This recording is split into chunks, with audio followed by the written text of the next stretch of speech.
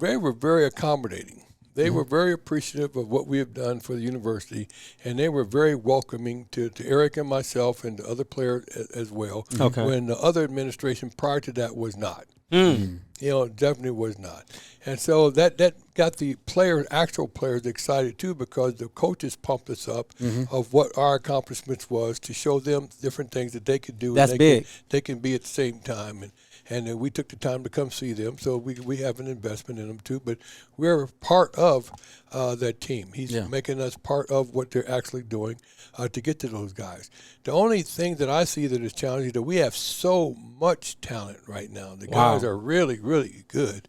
That if you don't know each other well, if I don't get to be first team, I might want to go.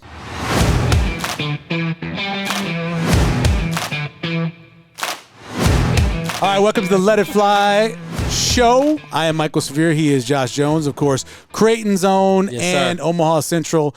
I'm like Omaha Central by proxy since my kids go to school there. That's how I take man. We Omaha Central, man. We're Omaha Central people. Want to remind you again that the Let It Fly Sports Bar opening June 16th. Yeah. Day one of the College World Series. Yes. No playing around. No. Soft opening. Opening the day of the College World Series. We want to remind you as well, go to the website, letitflysportsbar.com, and very soon you'll see some great specials telling you more about the grand opening, and also some deals on there too. If you buy a gift certificate for $100, you can get 125 worth. So a bonus $25, which is a great deal. That's going to be coming up very soon and open just in time for that national championship game for college baseball. It's going to be an amazing, and we want to make the Let It Fly Sports Bar the center, like the apex of those 2 weeks. You're looking for a place to go. You're looking for a party to have. You're looking for a place to eat. You come to Let It Fly Sports Bar in the Capital District, opening June 16th. It'll be awesome. Man, it's going to be awesome. 48-foot TV. It's ridiculous. 2 floors.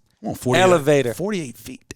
Hey. 40, is it 48? Not 40. 48 feet? 48. Oh, my goodness. Yeah, it's 48. That's ridiculous. Elevator, 70 TVs. Yeah. I think like 20, 25, 55 inches. Yeah. A liquor locker. Yep. A full bar. We'll be doing our podcast from the podcast studio. We didn't even mention that. On the second floor. We'll be there, second floor, we'll looking be there as well. over it. Yeah. Yes. So, it's going to be fun. Check that out. As we go along with the podcast, we'll be telling you more about Let It Fly Sports Bar and what's going on, all the things that are going to be happening as well. But just remember, June 16th, you want to be there for the beginning. You want to be there to tell your grandkids that you were there when the best sports bar in Omaha opened their doors. So I want to remind you of that. So we got a good show coming up. We got Johnny the Jet Rodgers. We got a Heisman Trophy winner. Man. And got Tony Veland, a Super Bowl winner. Right. Tony's getting into the Omaha Sports Commission Hall of Fame, which is awesome. Big time. And, of course, Johnny's got a big event coming up on Thursday. That's April 12th. That is the Jet Award. It's the 12th annual. Darius Davis from TCU, national champion runner-ups. He will be winning the award. So it's going to be fun. It's going to be a blast, man. It's going to be a blast. For me, man, it's amazing just to mention both of those names because they from North Omaha. That's right. They from where I'm from, man. And people who are not from there always ask me, like, hey, man, like, for instance, Bud Crawford, Johnny Rodgers, Niles Paul, Tony Veland, guys like that. People always wonder, like, what makes them so special. And I always say, everybody in that area is special. It's all about an opportunity. That's right. You know, for those guys to do what they're doing now and get what they're getting, all praise. I'm excited for it. It is. You know what? That night for the Jet Award, Dirk Chatlin's going to be there, and he's going to be talking about his book. Yeah. You know, so 24th in Glory. That's And the idea is he's going to come and talk about, and Johnny was the next generation. So you had an older generation of guys. Right. You know, Bob Gibson and those guys, Bob Boozer. Johnny was a little bit younger. And he was out there at like 9, 10 years old looking playing with the 14, 15. So Dirk's going to talk about that as the event as well. But it's awesome. Let's get to a couple news notes. Ryan Nembhard, R2. Decides to transfer. You know, I heard it a couple days before. Yeah. And I thought, so here are the reasons why people transfer, in my opinion, or go in the portal. Not enough playing time. Mm-hmm. Team's not good enough to win. You're tired of losing. Mm-hmm. Maybe homesick. Sometimes people leave. Or it's not a good situation for you because you don't get along with your coach or your teammates. Right. R2 gets along with his coach. His coach loves him. He played the most minutes on the team. Played the most minutes. They go to the Elite Eight. Yep. Why? Yeah, I mean. Why? I mean, I'm going to just speculate. Okay, you speculate. No, I said speculate. Not that, I added the other one in there. The other symbol. You heard what I said, but I want to make sure they know okay. that I know what I said. Okay, yeah. But to speculate, to be honest, man. Yeah. Man, sometimes you drop that bag, somebody want to pick it up. That's what I think. Do you think it's a money thing? It got to be. NIL. So as of right now, obviously he's from Canada, so it makes it difficult. Yeah. They're changing some of the rules. Yeah, but you still can probably get paid. And Creighton has money. That's just it. Exactly. So they don't have a football team. Right. So the people who are donating to the NIL are all for basketball. Right? And so you'd figure that they have money to give them. Exactly. And then also Coach Mack, I mean, like, he's a rapport guy, and I never, like, seen any type of disconnect between them two. Mm-hmm. And I mean, all I know from the way it seems to me is like he had to hit him with it's not you, it's me. Imagine doing everything you can for somebody, and then they flip it on you, and then they leave. We've all been in relationships where the relationship ends and you're like, I don't think I did anything wrong. Yeah, questioning yourself. And sometimes it just doesn't work out, I guess. Right. So it's tough. Mainly, so you lose R2, obviously. That's tough. Right. But Sharif the week before, that's your backup point guard. Yeah. Ben Stolzberg, your boy, he's like the that's third my guy. string. He was a hooper. Right? He leaves. Yeah. What are they going to do at point guard, man? And it kind of, I mean, I guess, like, to some degree, it's like unless you really follow the team, it can kind of look bad. Yeah. You know what I'm saying? And first of all, let me say that R2 is my guy still. Yeah. Everybody on that team we from wish him last luck. year. Yeah, for sure. It ain't about that, but I'm just trying to keep it real. I feel like Sharif, I think it was he gave Mac all he could, and rightfully so. I feel like he made the decision that was best. I think everybody made the decision that was best for them, but just talking about Nembhard in general, like, I mean, he played the most minutes. He was very impactful. He basically was a facilitator of that team. Unquestioned leader. He had 30 in the tournament. Yeah, he's an unquestioned leader. It got to be that bag, man. Yeah. Which is cool. Yeah. Like if that's what you're about, but that's just what I think it's about. And maybe just need to change. Sometimes you need to change. Yeah, right. In life, relationships. Right. Maybe that's Ain't it crazy how we can come up with all these different scenarios, but at the end of the day, it kind of don't make sense. In a sense. It does. So I feel like it just came down to that. The good news is that the portal goes both ways. For sure. And there's a lot of point guards, a lot of good ones that have had nice careers at other schools. Yeah. And I know Creighton's got some visits and things are going to be happening. So maybe that's a case where they bring somebody in who's as good, or maybe they bring somebody better. You never know. Yeah, so sure. it opens both ways. Yeah, and with Creighton, where they're at, top 10 school in the country. You got to kind of see about that starting five, who coming and who going and all that, man. Like, we got to see if Kaluma decides to try the NBA. But with R2 leaving, anything can happen. Anything can happen. There's no doubt. Because he was probably the guy. I mean, I think Kalkbrenner was the 100%er because of the way the NBA is now, and his game doesn't necessarily translate to the NBA. So that's a 100%er. But right there was Ryan Nembhard for most people. And then obviously doesn't come back. Right. Coming up, we will talk to the 38th winner of the Heisman Trophy, Johnny the Jet Rodgers. Coming up Thursday, that's right, another Jet Award, the 12th annual for the best returner in college football, and we have the man it's named after, Johnny the Jet Rodgers, the 38th Heisman Trophy winner. It is the 50th anniversary of him winning the Heisman. Johnny, we appreciate it, man. Thank you. Well, I'm glad to be here recognizing the baddest guys on the planet. Oh, my, I wish. Does it feel like 50 years? I mean, because you've done so much since then, since 72. It has went by pretty quick. It goes by fast, but it has been 50. So I'm just appreciative that I've been here, and I've had more great experiences than I've had bad experiences. Yeah. It's been a challenge. I tell everybody, every day is game day. Every other day. It's always something out there. But I've transitioned well, and there's challenges from, just growing up. I left home when I was 14 years old. I ran away to Detroit. East side or west side? Took my grandpa Hodges was all over. Nobody goes to Detroit, Johnny. Nobody goes to Detroit on purpose. When you're 14, you don't know. Unless you want to be a Motown superstar. I took the car and went. No doubt. At 14. At 14. Man. Yeah, so it's been a roll ever since, Then I stopped a little time in Montreal and then went to San Diego and come back home. And it's been good. My mother and all my grandchildren here. I got 10 great-grandchildren. Wow. 7 regular grandchildren. And I got 3 sons and 3 daughters. Nice. Everybody's doing better than I have done. That's what you hope for. Yeah. In other words, man, you living a good life. Yeah, everything's great. That's everything's good. Great. For me, just when I see you, I'll take it all the way back to 4th grade for me. And maybe people who will watch this don't know, but I remember you walking in my class when I was at the Jesuit Middle School. Mm-hmm. And I was just astonished because I couldn't believe there was a Heisman Trophy winner right in my backyard. So for you to be where you're at today, the things that you were able to accomplish on and off the field, like, do you ever reflect to that first moment? Like, what was that? I guess I'm trying to say, what was that moment like for you as a kid? Did you fathom the things that you were able to accomplish and still doing today, or what was football for you?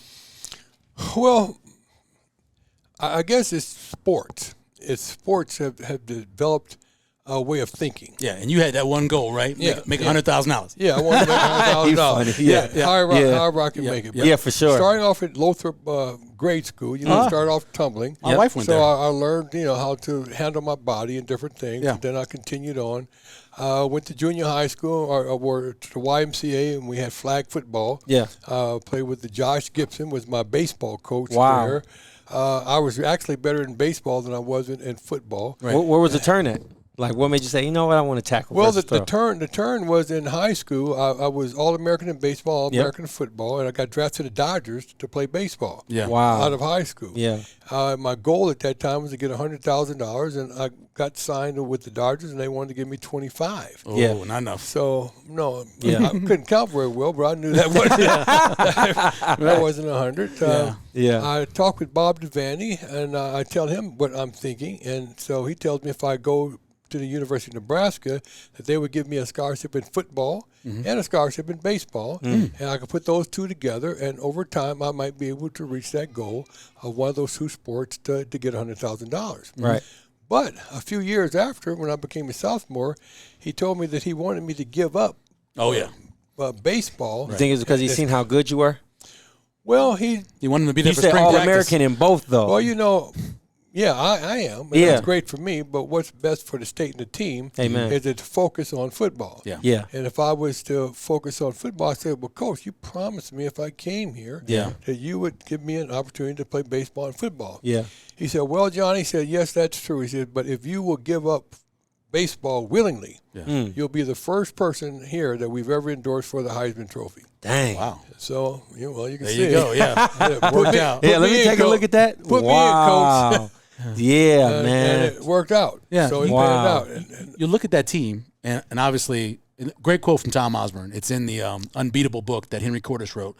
Tom Osborne, as a coordinator, said, we were a good team. We were a great team when we added Johnny Rodgers. Wow. Because you're a difference maker in so many different places, right? Whether it be special teams, as a wing back, it doesn't matter where you played.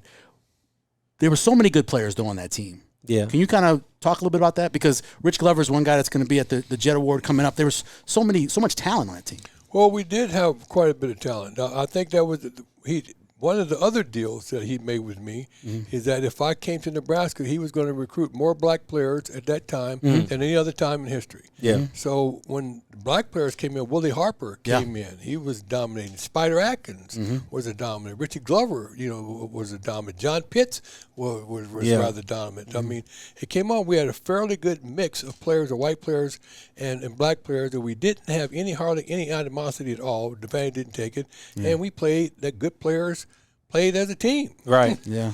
Whoever was the best guy for the position. Monty Johnson and Monty Johnson and Doug, I can't remember. We had two dominant players, Monty and another guy. They both went into the pros and were Hall of Fame and All-Americans. They played second team. Oh, wow. Man. Yeah. That's incredible. That's an elite roster right there. Second team. We had several players like that went on to play in the pros that didn't play with us, but we knew each other. We knew who should be playing and who shouldn't be playing, and they played the best players. Yeah. And so when you're playing the best players, and you got people that really want to win and everybody wants to go to the pros too, you give it your best, and you don't play for you. You play for us. Right. Yeah. You play to win whatever is necessary to win. Yeah. And Devaney was a fair guy. He he treated everybody pretty much equally, and I think that really made the difference that people worked to be better. When I would stay out after practice with Tom Osborne every day, we threw extra passes and turned around every single day. Yeah. Well, they stayed out too. Yeah. Everybody found something they could do to make themselves better because they wanted to be as good as they could be when time came down, and we ran lots of sprints with a lot of conditioning drills till you throw up because whoever gets tired first loses. Yeah. Right. Yeah. You know, and fatigue makes cowards of us all. That's you can't true. get tired first. That's true. So you didn't want to be that one person in the film room who stood out for not doing what they were supposed to really do. Right. So everybody got the job done. I have this one punt return that I against Oklahoma State where it got to the point where, I call her punt return left and I go right. Yeah. Yeah. I call it right and I go left. So we started doing middle returns. And so I would come to the huddle and I would say, just everybody get a block. Ready? Yeah. That's it. That's it. And you got the rest. Because I have no idea where I'm going to Yeah, be. right. So you can see in the film where we count them. 1, 2, 3, 4, 5, 6, all the way up to 10. Everybody got a block. Everybody got a block. Yeah. Man. So what is it like to actually win the Heisman Trophy? Well, it doesn't hit you until like now. Dang. You don't. Looking back, I got so many awards, and I never read my newspaper clippings. I didn't care about awards. I give them to my grandmother or to my mom, or aunts, uncles, different people. Yep. It doesn't really hit you until you see all the people who don't get one. Dang. And you see just how special it is to get one. Right. Yeah. When you're amongst many, and when the guys come back and you see all the elite players. every year. Every year, I have 20 or so come back to dinners where you get to know each other. Yeah. And then you say we're dealing with 60, 70 guys that are the best in America in the history of football. Right. It makes you think when you get older to appreciate it. But when you're winning, I got. All-American, most valuable player in the Big 8 conference. You got a laundry list of awards. Yeah. I know. Yeah. So, you won the Maxwell Award too, didn't you? Didn't you win the Maxwell Award your senior year? I got so many I don't even know. Yeah, I'm pretty sure you won the Maxwell Award. Probably did. I'm gonna Google that. I'm pretty sure you won that too. Let's talk about the team now, because obviously Nebraska's been struggling. Didn't work out with Scott Frost. I know that this coaching staff brought a lot of former players down, let you guys watch some practice. What was that like? What did you see from this group of coaches that maybe you haven't seen in the last few years? Well, they were very accommodating. They were very appreciative of what we have done for the university, and they were very welcoming to Eric and myself and the other players as well. Okay. When the other administration prior to that was not. Definitely was not. And so that got the actual players excited too, because the coaches pumped us up of what our accomplishments was to show them different things that they could do. That's big. They can be at the same time. And we took the time to come see them, so we have an investment in them too. But we're part of that team. He's making us part of what they're actually doing to get to those guys. The only thing that I see that is challenging is that we have so much talent right now. The guys are really, really good.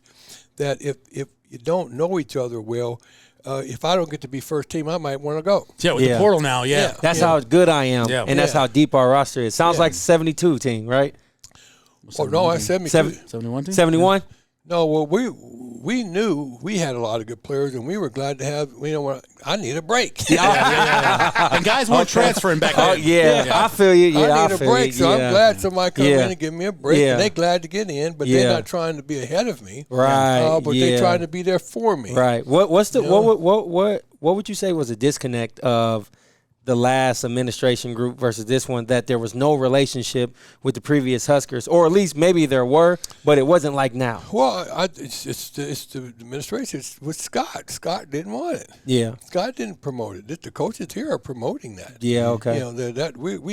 We have guys, Husker players all over the country that can help recruit other good players from all over the country. Right. And they have to feel welcome to that somebody really appreciates that they can reach out and do something. Yeah. Because we're still part of that team. You are. We're not, just because we're not there anymore, we're still here. For sure. And we're still beneficial, and we represent, the same thing.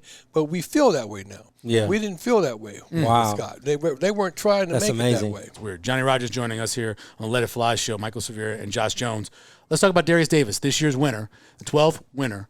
First of all, I talked to you when you first said, Dan Jenkins had this thing, and we need to have somebody for the best returner. I remember talking to you initially because NRG was part of the first Jet Award. Are you? Is this what you expected? Do you expect it to become what it became? Yeah, it's big, bro. It is. It's going to be on statewide television. We're going to be inside Baxter Arena. We're going to be 1,000 people, thousands of people there. It's going to be huge. Well, I hope that it would be right up there with the Heisman because, being a punt returner, kickoff guy myself, I realize it is a third of the game. Yeah, you're right. You have an opportunity to get a big play. Yes. I mean, it's just – these are some of the baddest guys. When you run a 100-yard touchdown, I know. You're a bad man. I know. I tell you, for me, one of my favorite winners is a legacy winner, Dante Hall. Oh, Dante Hall, man. Human joystick. When I tell you, when I was younger, that is when I officially became a Kansas City Chiefs fan because of him. Oh yeah. But when he was at Texas A&M, man. Oh, my God. That's what I'm saying. You see what I'm saying? Oh, my God. It has to be big. Yeah. Can you believe it was the only category in college football that didn't have an award for? Wow. Didn't have an award. They just played it down. Wasn't nothing. And how did you feel when you got that call like, hey, like, you are the epitome of what a punt returner, kickoff returner is like? Like, that's bigger than having a street name. That's bigger than a statue. How do you compare that? Especially in 100 years of football. 100 years of football. They picked you. And every year the Heisman is on, I look for you right on TV. So I'm just trying to say it's big to me. Yeah. Well, I knew I was kind of the best here, but I couldn't keep up. Technology didn't allow us to keep up with what's going around the country. Right. You don't know who. There was one game on TV a week. Yeah. Wow. Was it previously recorded? No, usually it was live, but it was one game a week at 1 p.m. Okay. For your own time, yeah. Okay. Yeah, if it's at 11, you don't watch it. Yeah. Okay. If it's at 1, okay. Exactly. That's the big game. That's the big game. But that's huge. Like the Johnny Jet Award. Johnny the Jet. Like, what does that mean to you as far as like other players are essentially, they epitomize who you are and was when you played to college football? Well, I just appreciate them carrying on that legacy because I really mean it from the bottom of my heart. These are the baddest guys on the planet. That's facts, yeah. You just don't know because you ask a guy to go back and start to catch punch and run punch, and he'll look at you like you're crazy. Yeah. I'm not standing back there and coming back. You got to look up. And they're coming Are you serious? Yeah. You got to be I wouldn't do it. My story of football is, what if you don't get a block? Yeah, like I played for Coach Tommy Warren at the Boys and Girls Club. I got tackled once, and I became a great basketball player. So I feel you. You come down full speed, and your head's up like this. You're looking up at somebody to run you completely over. Yeah, man. we said more than once. Legacy a couple times. You also developed the Legacy Award because there were a lot of guys came before all these last 12 Dante. who were real good. Dante won. We got Aaron Lockett. We got Ryan Robinson, two of the best punt returners in the history of college football coming in for the Legacy Award. Why was it important for you to do the Legacy Award? Yeah. Well, because they didn't get any recognition at that time. Because, like I said, there were no awards for them. Right. So they didn't get a chance to get an award when they deserved a recognition for, and they were making big plays. Right. They got big time stats. Yeah, big time stats. How do you make so many contributions and nobody recognizes you at all? Yep. And they don't have no kind of award. You could even win. Wow. Nothing. Yeah, good as Miami of Ohio was, senior year, Miami of Ohio, the quarterback was Ben Roethlisberger. Yep. Pretty good player. But because Ryan Robinson, with his returns, won him 2 games. Dang. Won him 2 games. Yeah. I mean, as good as that quarterback was and everybody else, you had to have that punt returner to win games for you. You have that special team, and you got special players, and you put the guys on there, and they know that if they do their job, you have an opportunity to blow things up, to make a big play that's really going to make a difference. Right, and I know that blocking is huge, but like when you were your Heisman Trophy run, that season that you actually won the Heisman Trophy, how many times did you have to get on somebody for not making the block for you to help you be successful versus you just shaking and moving off your own athletic ability? Not ever.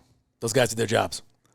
Although the run back against Alabama, that's a better run back. I mean, in terms of visually, you made a dude miss who was right in front of you.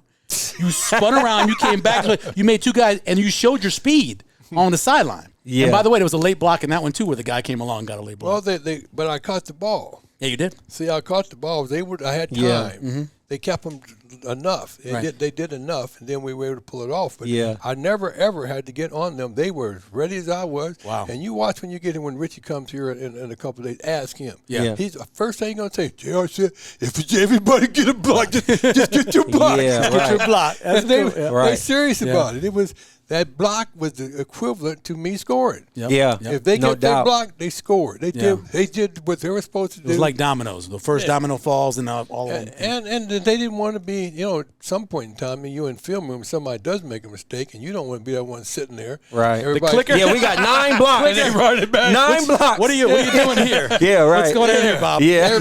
Everybody got knocked down, but no, you missed your block and they got a tackle. Yeah. I know you want to make the event as big as possible. This year, it is going to be huge at Baxter Arena, and you want to get people who maybe couldn't afford to go in years past. You get the $29 ticket, comes with a $10 voucher as well to sit in the grandstands. That's a really cool. That's big time. Voucher for a meal. Yeah, voucher for a meal. Yeah, and a drink. That's even more into food voucher. Yeah. Well, I always thought we priced out too many people that they need to be there. Yeah. A lot of our people need to be there. A lot of the kids need to be there. Seniors want to be there. Right. But we have a room for 300 people, 500 people.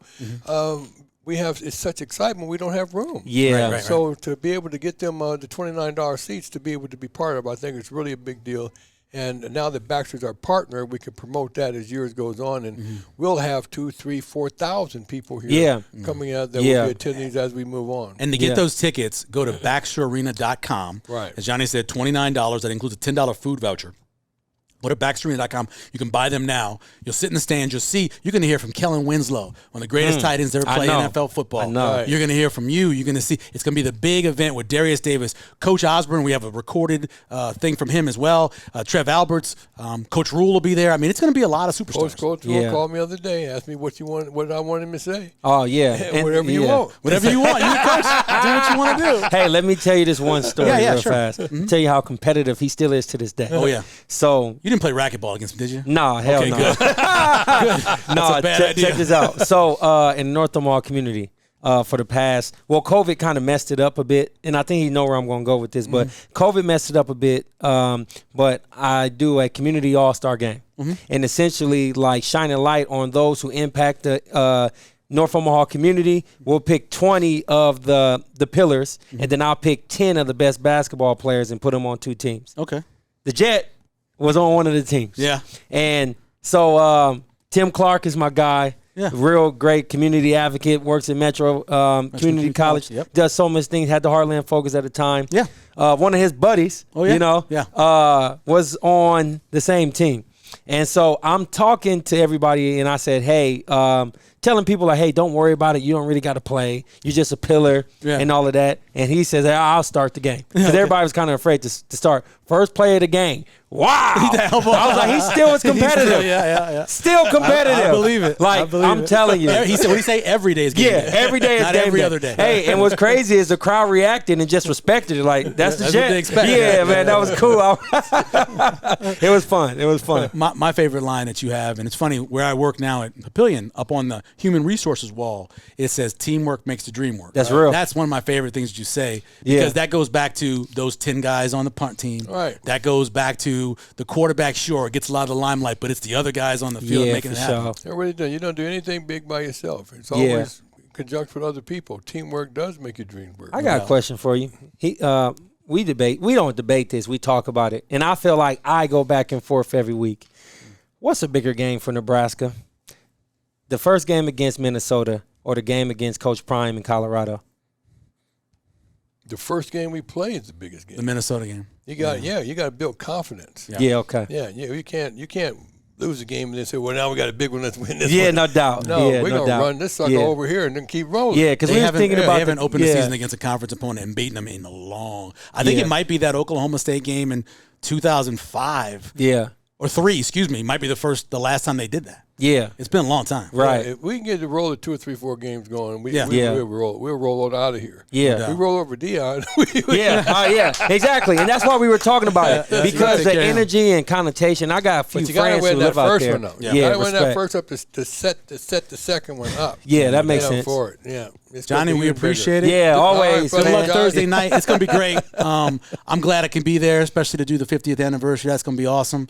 We had Senator Ricketts, we got Congressman Bacon, we got Coach Osborne talking about you. It's a big deal, and man. Not just the football part. It's what you meant for North Omaha. It's what you mean for these scholarships. These kids are getting jobs. Are a big deal. You know, I had a guy that won the Carmen Topula.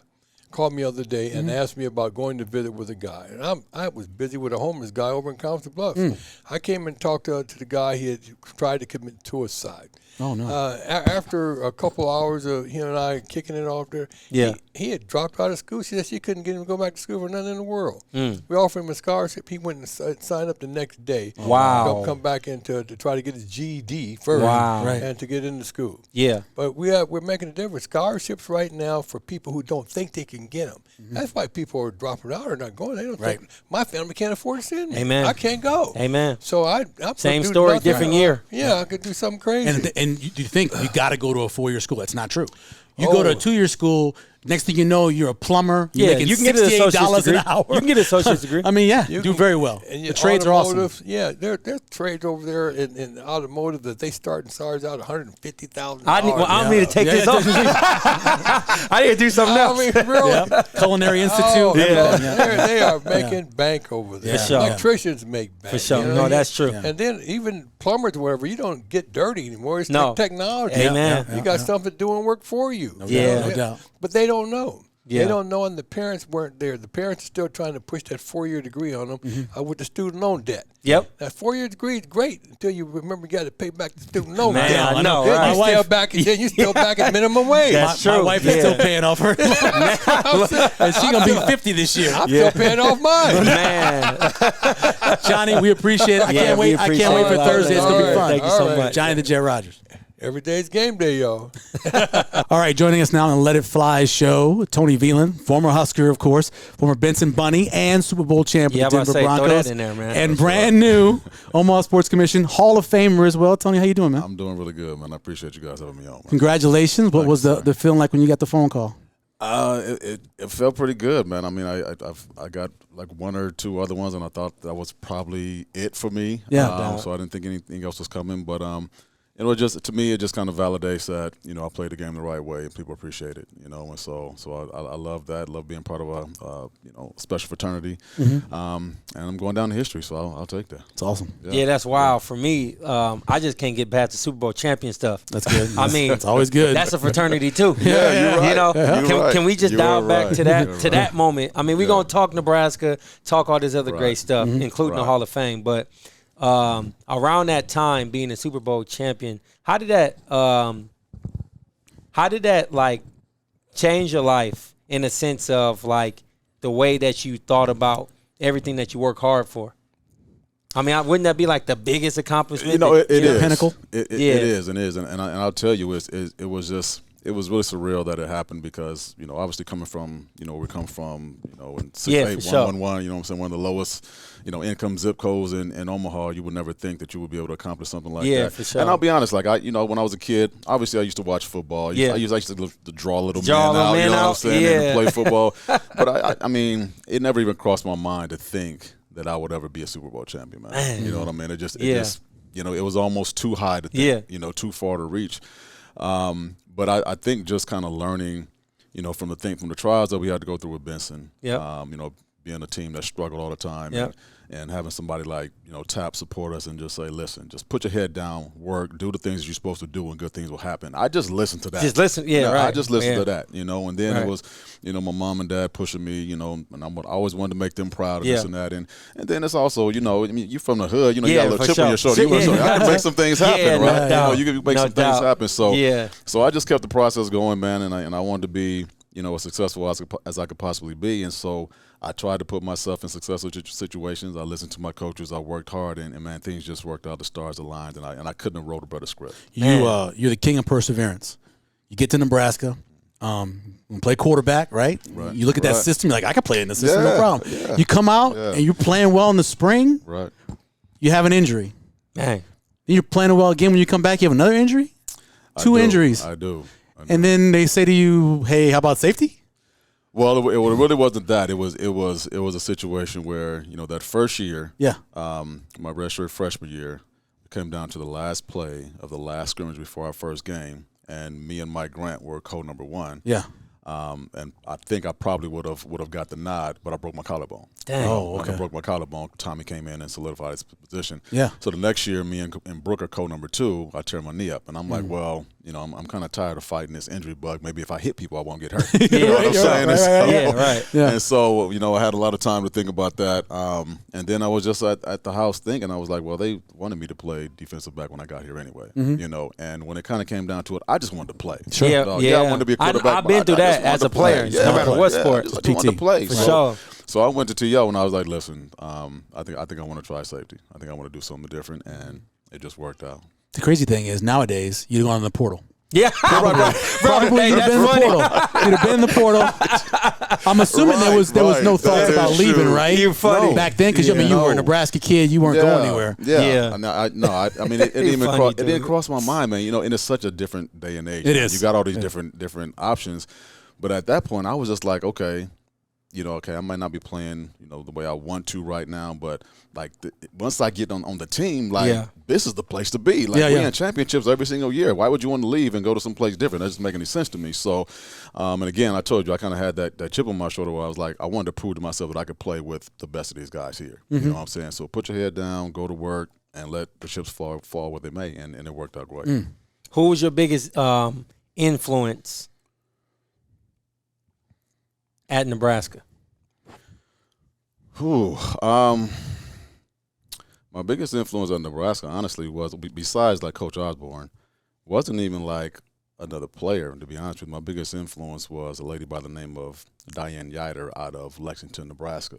Really? When I tore up my knee and I went into a really, really dark place, Dang. and I wasn't doing my schoolwork, got to drinking and doing all kinds of craziness. Yeah.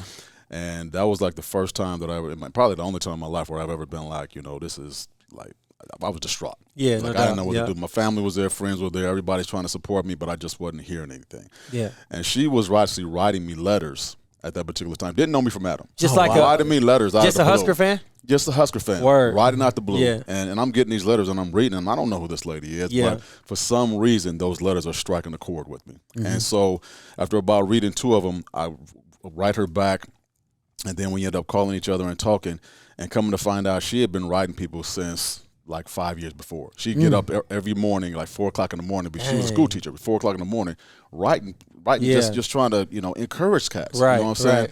And so when that happened, I just felt like that was some type of divine intervention. Yeah. There was some reason why I was supposed to meet her. You know what I'm saying? And so the words that she told me and the perseverance that she had to try to reach people and do God's work, like that had more of an influence on me than anything else. And so when that happened, she was just like, listen, like you've been through injuries, like this is just another one. Right.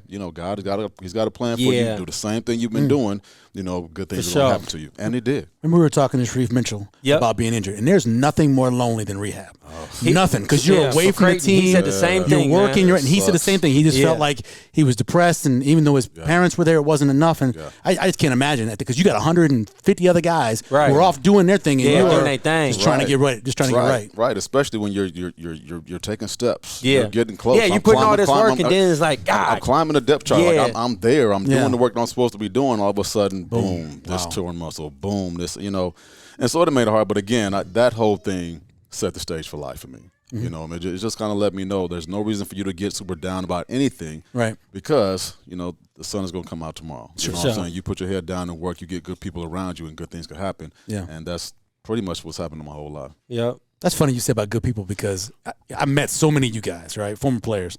You go with the wrong person. The other person you're negative, and that person's like, yeah, you're right. You get with that person, you are screwed.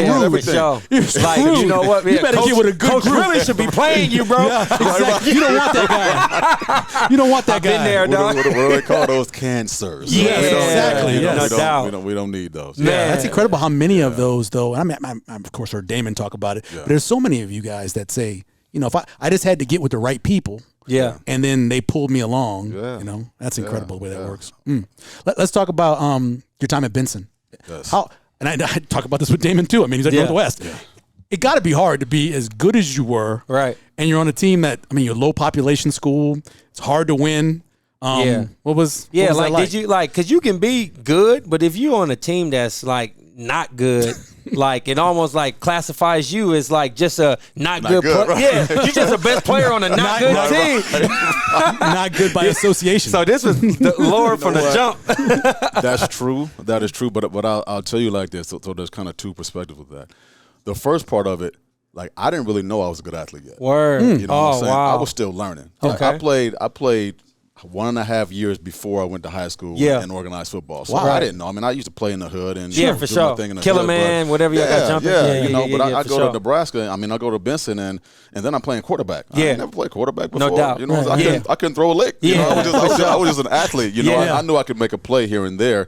But I think more than anything it was just like from what I saw in the neighborhood, I was like, okay, I know this guy. He's killing it at Central. He's killing it. Yeah, for sure. Okay, I got a couple moves on him. I might have a chance. Yeah. You know what I mean? So you reading the paper on Saturday and looking at people's stats? No. You were doing that. I opened it right up. What Antoine Young doing? No. 25. I gotta get 30.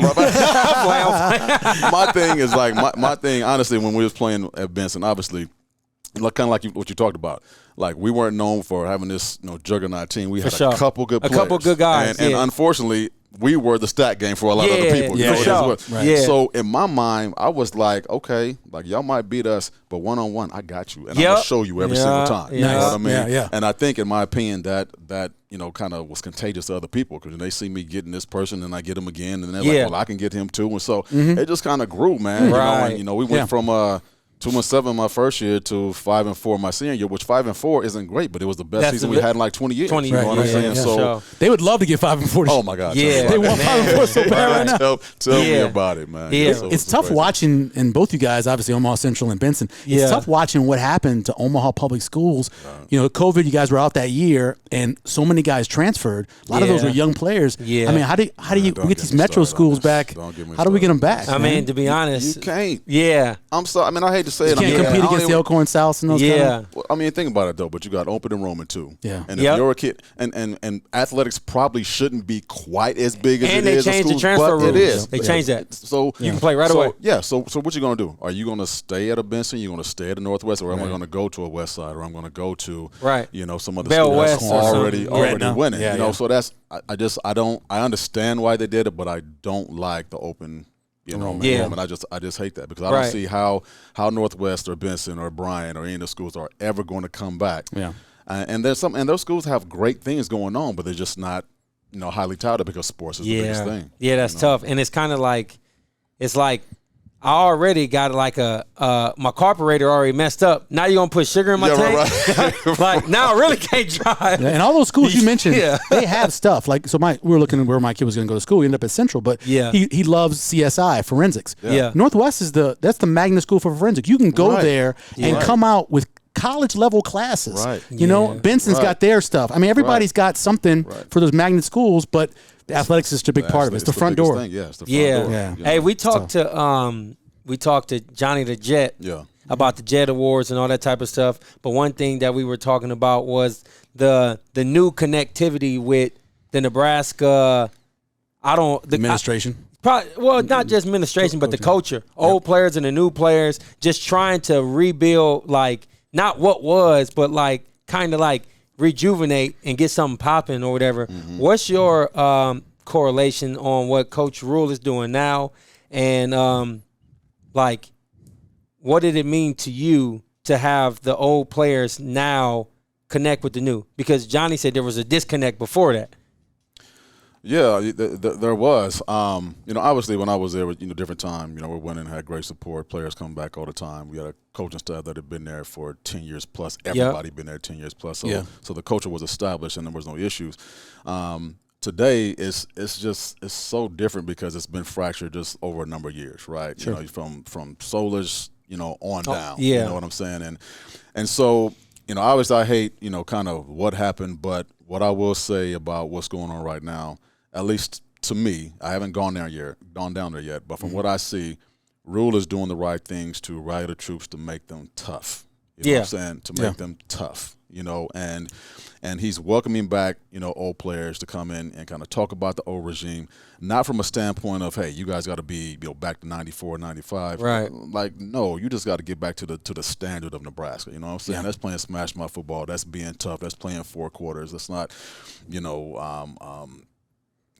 basically putting yourself in a situation to lose when you've been winning the whole game. Like, you got to get back to that particular mentality, And I think that's something that Rule is kind of focusing on right now, which in my opinion is why he was able to take, Baylor and some of those other teams, from where they were and make them big. Because you got to start the foundation, man. They got to believe in themselves. They got to be that toughness. So we love that.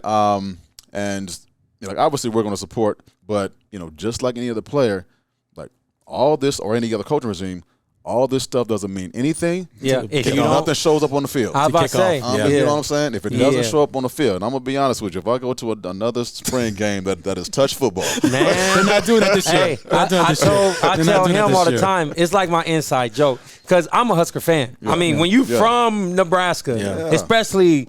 I would say North Omaha. You're a Husker fan. I'm a J-Sker. I play for Creighton. I love Nebraska. I always say it's like 51st dates with me. It's like every time I see the Huskers, it's like I try to forget about what just happened and watch what's going on now. But man, like we just can't be soft. Yeah. You know? Yeah. I mean, it's got us. And plus, being a big mixed conference, man, you got to be tough. That's for sure. You can't win with finesse in this conference. And so, I'm happy with some of the stuff that he's doing because I think the things that he's doing are basically, bringing some of the youngest together and trying to establish their own new culture. But at the same time, Rule is putting his face out here with some of these local schools. He's recruiting in the hood. He's trying to sew up his own backyard, which we should have been doing for the last 10, 15 years. For sure. Yeah. So I think he's doing all those right things. He's saying all the right things. Now let's just hope the chemistry, follows that and they can actually produce on the field. Now, you give guy bro hug, right? Yeah. Sometimes you're like, you put together, man. You got a play left in you. One play. One play. Give me one play. Listen, come on, man.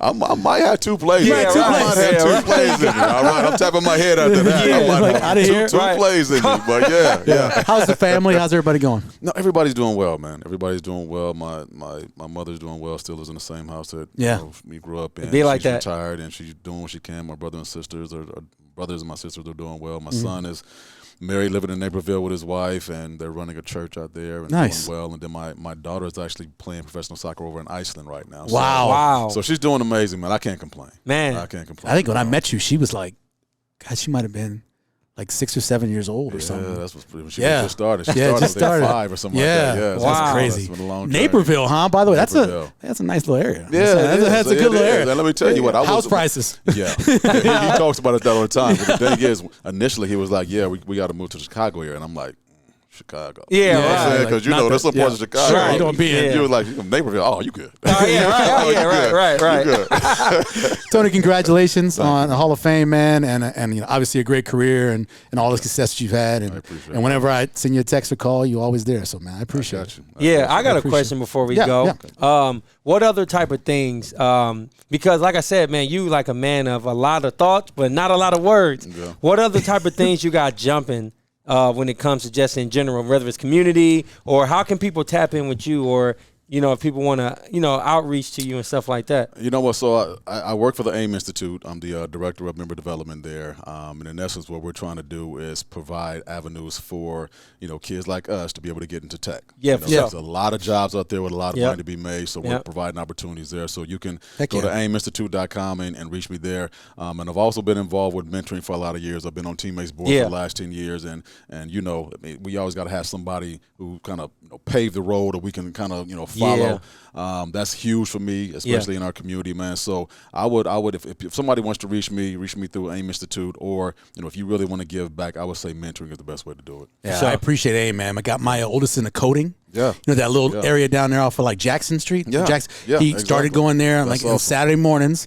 Started coding, and now that's his thing. Yeah, he loves doing that. So there's a lot of money out there to be made. People don't realize it, but everybody's looking at social media and cell phones and all that stuff. Stop being a consumer. Create your own path. Especially if you're on the phone. Good call. Yeah, for sure. Congrats on the induction, man. I appreciate it, brother. Congrats on just life and everything in general, man. That's all right. Thank you very much. We appreciate you. Tony Veland getting into the Hall of Fame, Omaha Sports Commission. All right, thanks to Tony Veland for joining us on Let It Fly show. NBA playoffs getting started this week. You got the playing games. All that stuff's going to happen. So the season start right now? The season start. Yeah, because that other. Do you watch the season? But it's April 11th. Yeah. They will not finish the playoffs until the second week or the first week of June. We got a long way to go. Know. It's a long season, right. but you have the playing games happening. Saturday, you have all the regulars playing. Like I'm a Sixer fan, so they're playing the Brooklyn Nets. Is there a series that you look forward to? I think for most people, the most even-looking series is Sacramento and Golden State. I was about to say that's going to be fun. Pretty even. Sacramento has been hooping. Yeah, I mean De'Aaron Fox. Good for them. Awesome. I mean. Golden State, there was like a rumor about Wiggins where somebody said that his best friend had an affair with the mother of his children and his kids wasn't his. Oh, that's why he wasn't playing? But that's not true, though. I can't be true. Yeah. They make that stuff up all the time. No, but I'm saying it was so much out there that like they had to clarify it. Yeah, because his injury wasn't severe. Yeah, like that's weird. And he was out for so long, but now he's back for the playoffs. I wonder who even started that. Everybody's back for the playoffs. They got a lot of Peyton's kid. Yeah. He's there as well, playing defense. He's back with them. So they got a chance. Yeah, I feel like anytime you got Steph Curry, Klay Thompson, Draymond Green on your team, you got a chance. Yeah, no doubt. And Wiggins was probably the second best player last year when they won the championship. Yeah. So here are your odds for the finals. Right. The best odds are Milwaukee coming out of the East. They like that. And Phoenix coming out of the West. Milwaukee's like that every year. Milwaukee, Phoenix, that's plus 500 if you're going to bet those two teams. For sure. Then you have Boston and Phoenix. Yep. So Phoenix by far is your favorite coming out of the West. Well, Milwaukee and Boston, your two favorites coming out of the East. Then you got Milwaukee and Golden State, plus 800, and Milwaukee and Denver. Denver's your number one seed in the West, and that's plus 800. Those are your odds for the teams making the finals. If you were going to pick two teams to make the finals, before we get started, who'd you take? I feel you. Unbiasedly, I would say Milwaukee and Phoenix. Which they're the favorites. Anytime you got Kevin Durant, Devin Booker, Chris Paul, and Cass. I mean, Milwaukee is they are who they are. Yeah. But anywhere Kevin Durant go, they got an opportunity to be a contender. And Phoenix was already good without him. Yep. Man, I see them too. But biasly, I feel like I just think Golden State is just different. Like playoffs come around. Yeah. And I could sound like that person that people can say, oh, you probably ain't really watched. They ain't been good. But like they're good at home. Yeah. They're not good on the road. I mean, I'm just saying though. I mean, you still got I'm just count on I count on Steph Curry. Yeah. I don't know. I'm just a Warriors fan. All I cheer for is for Boston Celtics to lose whenever possible. I cheer for that as a Sixer fan. I don't care about anybody else. Yeah. Matter of fact, I am happier when the Celtics lose than I am when the Sixers win. Wow. I hate the Boston Celtics. No doubt. Going way back. Yeah. So that's my thing. But I'd love to see this Phoenix team completely healthy. Yeah. Matching up against a completely healthy Denver team in the West Finals, if that's possible. And then I'd love to see that Milwaukee team go against Boston. I think that'd be fun as too. Yeah. So that's give me a nice semifinals and a great finals, and that's all we can ask they for. was talking about Jokic versus Embiid for the MVP. Yeah. I think Embiid wins this year. Yeah, but there's been a big debate about the reasons why, and then behind how they should judge who should be the MVP. Mm-hmm. I honestly feel like Embiid wins it, but I think Jokic has an opportunity because of how it's structured to win again. Yeah, he certainly does, and he's got the analytics say Jokic. I watched Embiid play as much as possible as a Sixer fan. I watched him play against Denver. Yeah. He dominated that game, dominated Jokic. It should just come down to that game, right? I would give it to Joel because I thought he had a chance last year. I think he was better this year. So I give it a Joel. That's no doubt. And I'm biased because I'm a Sixer fan. I feel it, man. NBA is going to be fun. I mean, I try my best to catch certain games during the year of the season, but I don't really watch it until the playoffs. I understand. Locked in, man. I'm hoping on the podcast we get a couple of some former NBA, maybe even a current NBA player on as well to chat about that. And so there's a lot of guys with the Creighton are there, and so we'll see if we can get a hold of them. Special thanks to Hurrdat, Pat Safford, as always, for producing the show. Appreciate you, Pat. Phil McLean putting the guest list together. We appreciate him as well. Johnny Rodgers coming on, and Tony Veland. Reminder for the Jet Award. It's Thursday. Yep. That is the 12th. If you go to the Baxter Arena website, they have $29 tickets. You get a $10 meal voucher. So you're really only paying $19 to get in, and you can be in there for what's going to be an amazing night that Thursday night. So Go there and check it out. As always, take us away, Josh. I'm Josh Jones. On behalf of myself and Michael Revere, you know how we do it. It's the Let It Fly Show.